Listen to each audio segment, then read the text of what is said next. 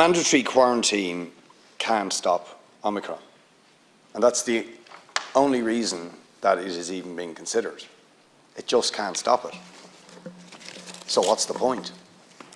What's the end game in terms of putting a lot of resources, a lot of money, and quite a draconian measure into place? We supported, although we didn't agree with your version of mandatory quarantine, but we called for mandatory quarantine when the population was not vaccinated and when it was believed that vaccination could produce the possibility of elimination, okay, that it was possible to eliminate the disease. And in advance of that, we certainly believed it was preferable to try and eliminate it here until a vaccine came. So there was an objective. Keep it out until we get the vaccine so that it was possible to open up, okay, during that period until we got a vaccine.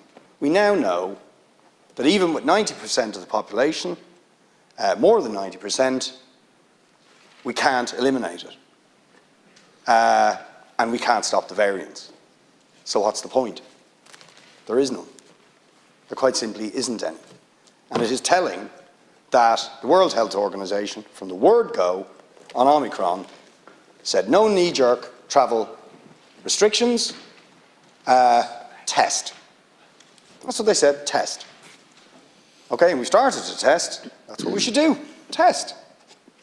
Identify the cases, isolate, trace, and then have the hospital capacity to deal with the cases and start to take the sort of measures that can limit the transmission in buildings, as we discussed with the ventilation bill and so on. Those are the sort of things we need to do. This is pointless. So frankly, why are you doing it? I don't really understand why you would do it at this stage.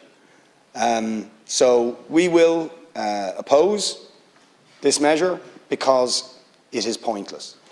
If the Minister can give us a reason, an objective here, then I'm all ears, but I don't see any purpose to this, and on that basis we oppose it. Thank you, Deputy.